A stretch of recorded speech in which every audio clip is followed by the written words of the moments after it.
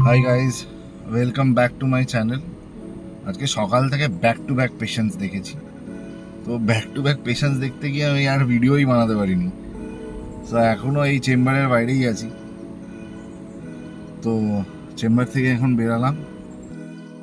Chamber থেকে বেরোনোর পরে আরেকজন পেশেন্টের কল আসে, তো তার বাড়িতেই যাই।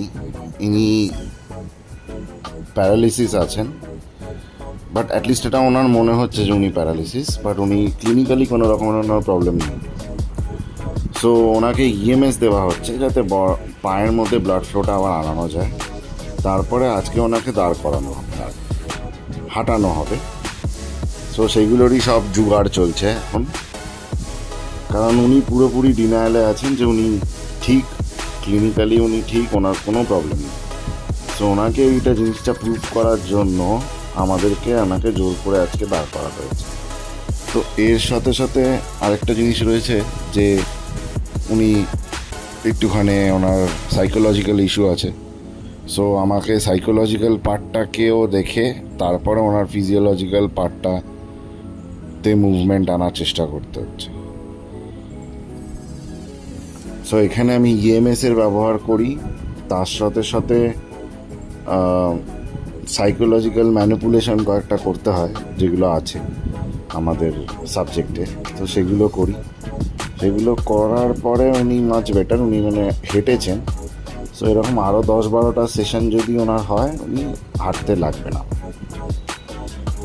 বাট এইরকম টাইপের থেরাপিগুলোর জন্য বাড়ির লোকেদেরও খুব পাশে দাঁড়াতে হয়।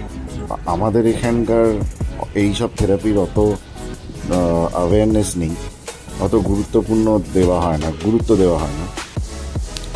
সো বাড়ির লোক যদি পাশে থাকেন তাহলে এরকম কেসগুলো খুব ইজিলি সলভ করা যায়। কারণ আমাদের এখানে মেন্টাল প্রবলেমটাকে বেশি গুরুত্ব দেওয়া হয় না, বাট মেন্টাল প্রবলেম এখন পুরো ওয়ার্ল্ডে সবাই গুরুত্ব দিচ্ছে। খুবই ইম্পর্টেন্ট একটা জিনিস। সাইকোলজিক্যালি যদি তুমি ঠিক না থাকো, তোমার ফিজিওলজিক্যালিও তুমি ঠিক হতে পারো। সো উনি চলেছেন, যেহেতু উনি 2.5 মাস ধরে বিছানা থেকে ওঠেনি বলে ওনার পা দুটো নিজে থেকেই এখন গিভ আপ করে দিয়েছে, মানে ব্রেন বেসিক্যালি শাটডাউন করে দিয়েছে ওনার পায়ের কোনো রকমের মুভমেন্ট হতে। তো ওই মুভমেন্টটাই মাসেল মেমোরিটাকে আনার জন্য ওনাকে বারে বারে এরকম করে জোর করে ওয়াক করাতে হবে। এরকমই জিনিসের জন্য ফলো করতে থাকুন আমার চ্যানেলকে, প্লিজ সাবস্ক্রাইব। অ্যান্ড আমি আমার ক্লিনিকের ডিটেলস